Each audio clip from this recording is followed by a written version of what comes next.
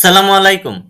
6 two 10 শিক্ষার্থীরা, তোমরা pass করলেও উঠতে পারবা সামনের ক্লাসে, আবার ফেল করলেও তোমরা নতুন ক্লাসে উঠতে পারবা। বার্ষিক পরীক্ষা 2025-এ পাস ফেলের নতুন নিয়মটা তোমরা একটু দেখে নাও। বার্ষিক পরীক্ষার পাস ফেলের নাম্বার কত?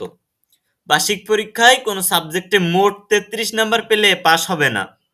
কারণ তুমি মোট 33 নম্বর পাইলে তুমি আলাদাভাবে এমসিকিউ আর লিখিত অংশে পাস করলে না, তাহলে কিন্তু তোমাকে পাস হিসেবে গণ্য করা হবে না। তোমাকে লিখিত ও এমসিকিউ অংশে আলাদা আলাদাভাবে পাস করতে হবে। এরপর লিখিত অংশে আর এমসিকিউ অংশে মিলে 33-এর বেশি হইলে পাস হবে। অনেক বেসরকারি স্কুল আছে যেখানে নিয়ম একটু ভিন্ন, সেখানে পাস নম্বর আছে 40 নম্বর। তো তোমাদের কাদের কাদের বেসরকারি স্কুলে 40 নম্বর পাশের নম্বরটা আছে তারা অবশ্যই কমেন্টে জানিয়ে যাবে। বার্ষিক পরীক্ষার নাম্বার কি বাড়িয়ে দিবে? তার মানে তুমি ধরো 38 পাইছো, তোমাকে কি 40 দেওয়া হবে? তুমি ধরো 78 পাইছো, তোমাকে কি 80 দেওয়া হবে? তুমি ধরো 79 পাইছো, 1 মার্কের জন্য লেটার মার্ক পাচ্ছ না, তাহলে কি তোমাকে 79 থেকে 80 বাড়িয়ে দেওয়া হবে, দিয়ে লেটার মার্ক করে দেওয়া হবে? না, এটা কখনোই হবে না।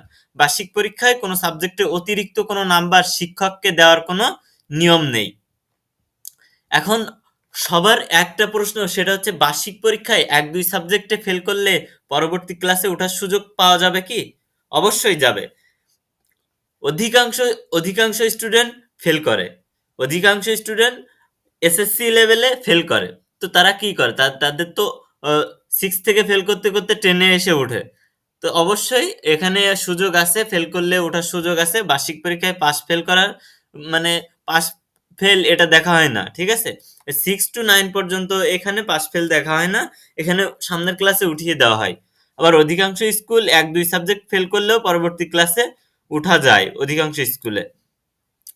এখন কথা হচ্ছে 1-2 সাবজেক্টের বিষয়টা তো গেল। বার্ষিক পরীক্ষায় যদি 4-5টা সাবজেক্টে ফেল করে, তাহলে কি পরবর্তী ক্লাসে ওঠার সুযোগ পাবে স্টুডেন্টরা? বার্ষিক পরীক্ষায় 4-5 সাবজেক্টে ফেল করলে সেক্ষেত্রে প্রধান শিক্ষক ও স্কুল কর্তৃপক্ষ বিশেষ বিবেচনার ভিত্তিতে উত্তীর্ণ করার সুযোগ দিতে পারে। তবে অভিভাবকের সুপারিশ আর দরখাস্ত লাগবে। তোমার অভিভাবককে ডাকিয়ে নিয়ে যাবে যে পড়াশোনা এরকম করতেছে না, তাহলে কি আমরা সে কি পড়াশোনা করতে আগ্রহী? যদি আগ্রহী থাকে তাহলে আমরা তাকে সামনের ক্লাসে উঠিয়ে দিব। আর যদি না থাকে তাহলে আমরা এখান থেকেই তাকে বাদ দিয়ে দিব। ওকে? আবার প্রশ্ন হচ্ছে বার্ষিক পরীক্ষা না দিলে পরবর্তী ক্লাসে কি ওঠার সুযোগ পাবে? অনেকেই বিভিন্ন জায়গায় থাকে, বিভিন্ন কাজে থাকে, যে কারণে বার্ষিক পরীক্ষা সব স্টুডেন্টের দেওয়ার সুযোগ হয়ে ওঠে না। তাহলে কি বার্ষিক পরীক্ষা না দিলে পরবর্তী ক্লাসে ওঠার সুযোগ আছে কি? দেখো, বার্ষিক পরীক্ষা যদি না দাও তাহলে 9 থেকে তুমি 10-এ উঠতে পারবা না। ওকে?